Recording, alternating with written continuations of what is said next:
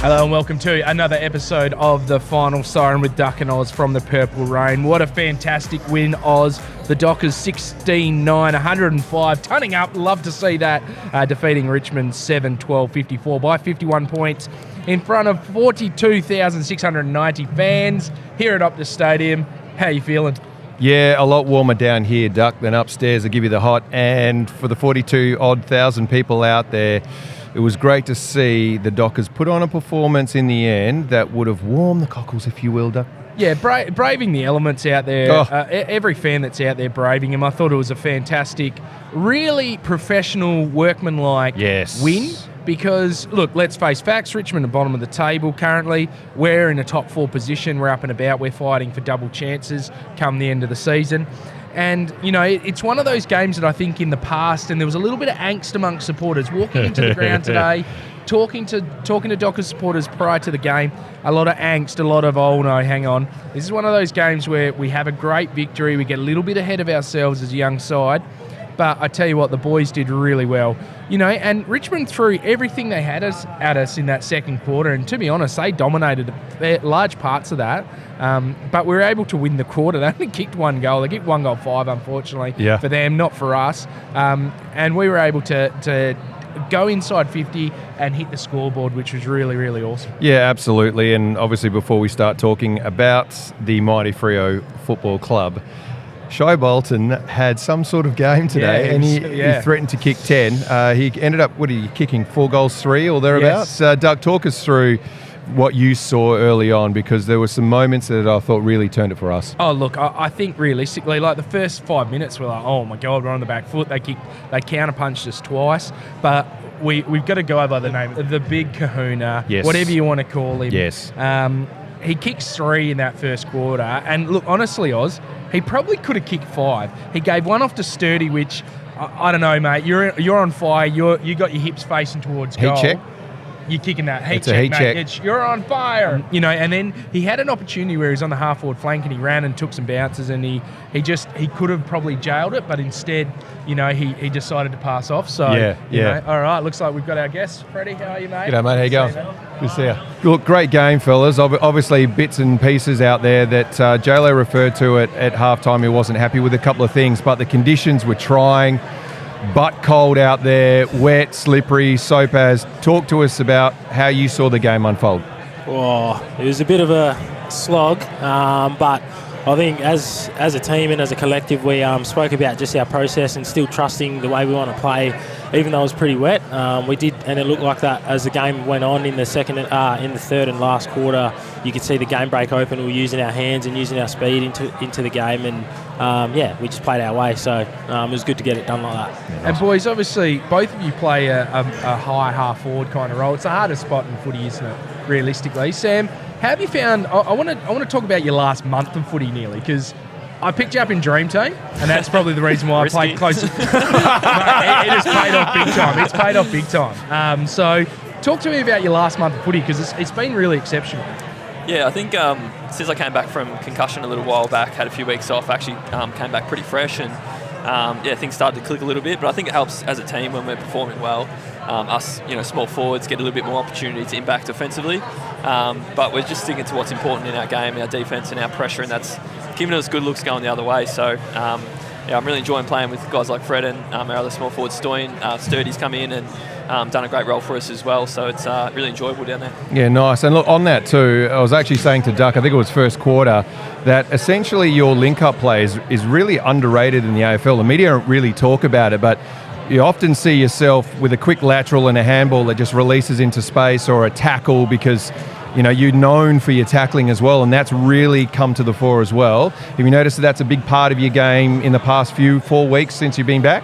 Yeah, I mean, I play that interesting role of you're a forward, but you're almost a midfielder some of the time. You get right up to the stoppage, and you're a bit more of a facilitator in play, not the one that always gets on the end of the goals and that.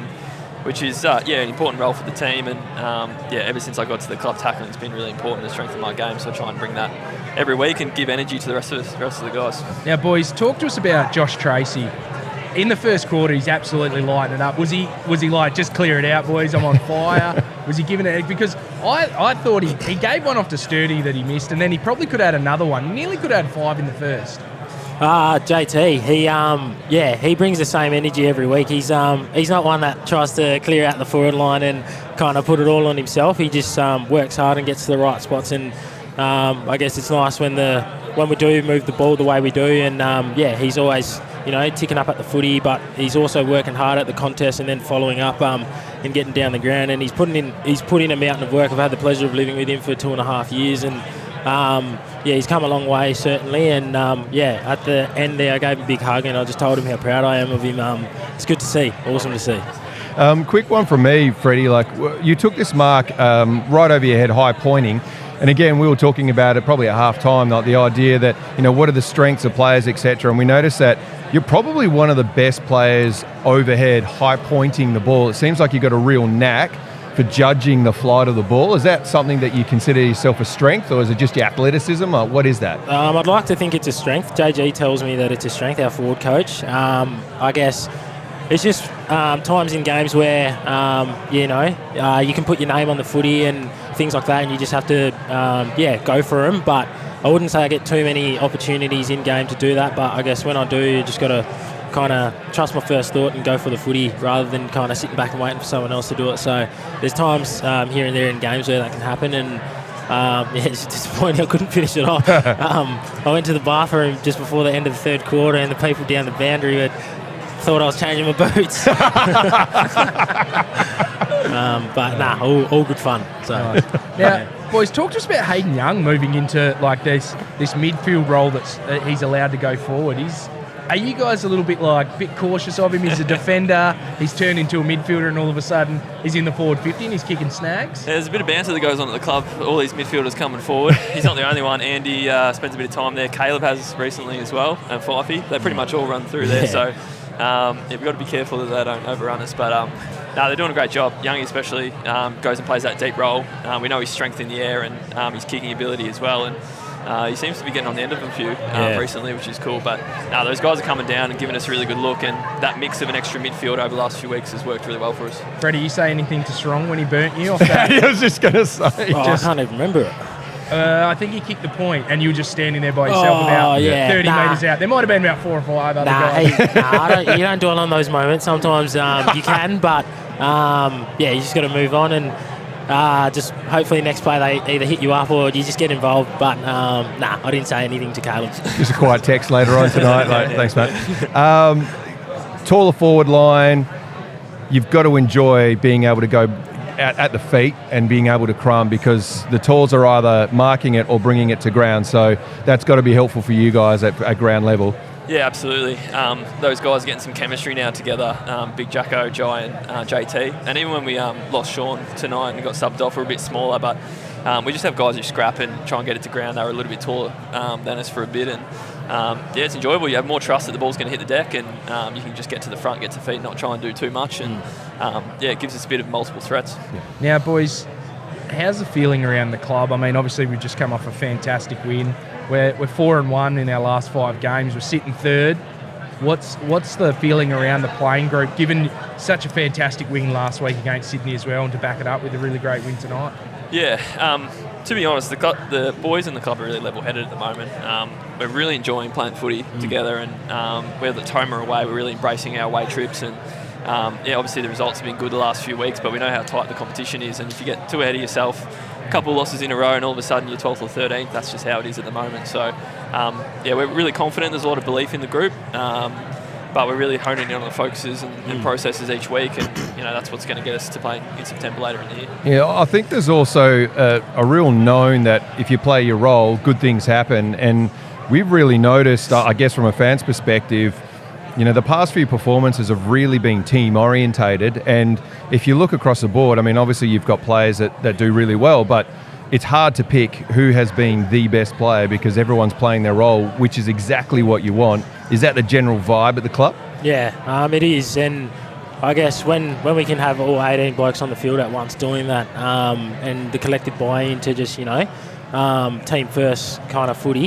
it certainly gets us a long way, and that's exactly how we've approached each week the last probably month of footy, and that's probably why we're so confident going into the Sydney game, and we can just build off that and take a lot out of those games like that. So I'm looking forward to the next seven games, I think. But take it week by week and debrief this game over the week and move on to the Hawks, who are playing good footy. Haven't seen what their result was, but should be good. Lost to getting Geelong. to Tassie. Got a bit of a Geelong touched them up a bit actually down at Skilled. Now boys, down in Tassie, down in Lonnie. Yeah. It'll be good fun.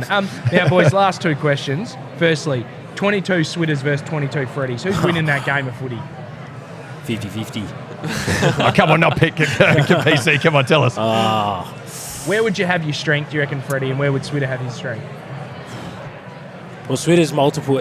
22 Swittas just chasing. They'd be too many chase down tackles. I wouldn't be able to keep up with you, though, mate. You run up and down the ground a lot better than me. I'd probably just ask for the ball up there. That wingspan I can't compare with. And I guess mine's on that as well. Who wins the 100-metre dash between you guys? Definitely Fred. I reckon I can take him within 15 metres. I reckon I've got the XL maybe. Yep. And then he's got me easy for the rest. Repeat efforts.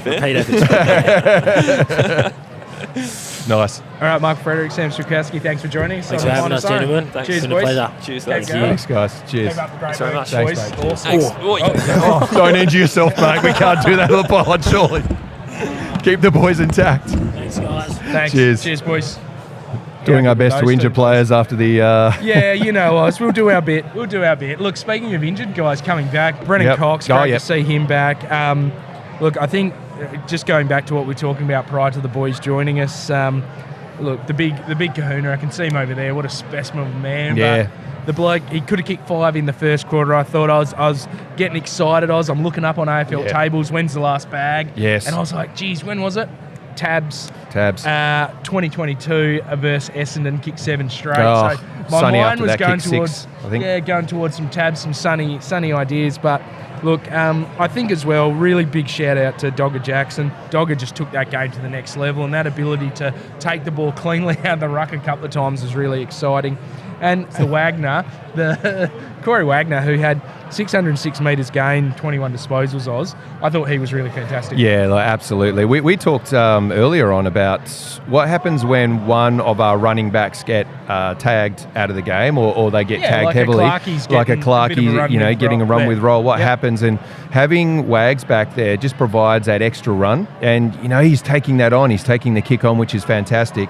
And I guess going back to Clarkey, who had a great game as well, 529 metres gained on 26 disposals, again showing that he is having an all-Australian type year, and you just can't deny that. Yeah. So I think, again, that the ability to score from the back line and our scoring change from back line is really important for the club. And look, ideally you'd want to have the repeat forward entries and you want to be scoring from your forward pressure, but when you are transitioning the ball in the manner in which we've been able to do, it's a really important sign of a healthy team going forward. Yeah, and I think like Wagner plus Clark, plus Draper to an extent when he does it, and Walker when he's back, plus Lukey Ryan and Brennan Cox. And look, it's so weird because I thought Chappie, mate, Bolton kicked a few goals on him, but he had an outstanding game. Oh, he had an outstanding game. It was like... Was it the long sleeves? The long Were you sleeves up and about with the long sleeves? The long sleeves. Now, let's get into our Crypto.com defining moment of the game. Now, this moment came with only mere seconds to go in the first half. Look, it's a contest with Fifey and the Richmond player. The ball gets to the boundary. You think, well, the ball's just going to run out. Here we go. All of a sudden... Sharpie. We got Sharpie out of nowhere, flicks it back. Fifey has a double effort, tackles, then he gets the hands out. Gets Danny mobbed. Brayshaw, who snaps it through at a low level, and we kick a goal with 2 seconds left on the clock. And realistically, Oz, it made it that 4-goal gap, which, look, like we said, Richmond really dominated that second quarter across the field, but they just couldn't score, and that was that's an absolute momentum killer. The straw that broke the camel's back, I think, there for the Richmond players. And obviously, J-Lo wasn't overly happy at halftime. The boys come out, they respond to that. And look, that 4-goal gap just extended from there. Yeah, absolutely. Look, 4 goals in the first quarter, 3 goals in the second. A 6-goal third quarter really helped. And obviously slowing up in the final quarter with 3 goals. But I think, again, if you're just able to gap them, and you've said it before where it's that traditional gap 'em type game, get out to the lead, and when we start strong, if we can kick 4 or 5 goals early on, that really helps the cause, so you're not really chasing at the end of the game and you're not spending your tickets to try and get there. The idea that Fremantle now are really starting strong is something to get excited about heading into, dare I say, the F territory. But we don't want to announce it just yet, so let's hold off on the bus bookings. But when you think moving forward, what's actually getting us there, it's a strong defence, but now it's the link-up play, and on top of that, we're actually converting the opportunities that we're getting. And look, 4 goals, 3 in the first quarter is pretty straight. Yeah. So, it gives us every opportunity to win those games early. That's it, Oz. And look, I think that pretty much summarised the game, didn't it? We gapped them in that first quarter. It stayed like that until pretty much halfway through the third quarter. And then it was, like you said, those 6 goals just to pile it on, to go bang, bang, bang, and really foot on the throat, especially when you're a man down. And look, to be honest, I think we really must credit Josh Draper for staying out on the field as long as he did. Yeah. He Macho man. He copped a really big hit, and you could see he was clearly struggling, but he knew the team needed him to stay out there as one of the key defenders. So really fantastic stuff from him. Oz, anything else you'd like to add before we wrap up? Oh, look, I think on that as well, I think it's important that you use those highlights to show players what it means as a team collective. And when you're still out there, and look, sometimes you just can't go on. Sometimes you're that injured you can't, but he tried to battle through it and tried to get to contests. And those are clips that you can actually show as inspiration amongst the group. And those little 1%ers that all of the players are getting to, like little fists in, trying to get a handful of jumper, like all of the things now that we're starting to see more regularly, these 1%ers on a more regular basis, that's what makes the team performance what it is. Yeah. So I think very exciting moving forward. Again, we don't want to ride this business cycle of up and down. We want to go the trend line. Yeah. 3 to 4% growth. That's what we'd like. That's it, and just keep banking those wins. So a big game against Hawthorn, who have been really good prior to this weekend. They had a bit of a stinker on the weekend, but James Sicily wasn't playing. Yes. Watched a bit of that game down at Cardinia Park. Yes. It's a little bit harder down there. But they're down at UTAS. They're down at Lonnie. So if you're going to the game, I will say this to you, go over the gorge at Launceston. It's really good. There's a little like a little chairlift that you go across. Shout out to my man Noobs. Me and him went across that. It was fantastic about 6 years ago now or something when we went down to Launceston. Launceston Country Club as well. A really great place to have a froth. All right, guys, on that note, we are Purple Rain. We're at Purple Rain 95, Facebook, Twitter, Instagram. We're at The Purple Rain 95 on TikTok. And if you want to hit us up on the Gmail, we'll have a post out on Monday. We'll have if you want to ask any listeners questions, and if you want to listen to our full review show, which goes for about an hour, make sure you tune into that. Usually comes out Monday night. You can listen to it Tuesday morning, and we cover the whole game in its entirety. A lot to do with Peel and, of course, your listeners' questions. Absolutely. And guys, remember as well, if you're watching this on YouTube, remember to subscribe to Dockers TV. It's just down here. Click on the bell, do that, and make sure you write a review for the final Siren. In your review, just put some famous old Dockers players. That's what I like to say. Yeah, just throw it famous in there. Dockers players. Put it in there. All right, guys, thanks for watching. Thanks for listening, and have a great Saturday night. Oh, Dockers so have had a big good. W. We're up and Enjoy. about. Weekend's great. How good.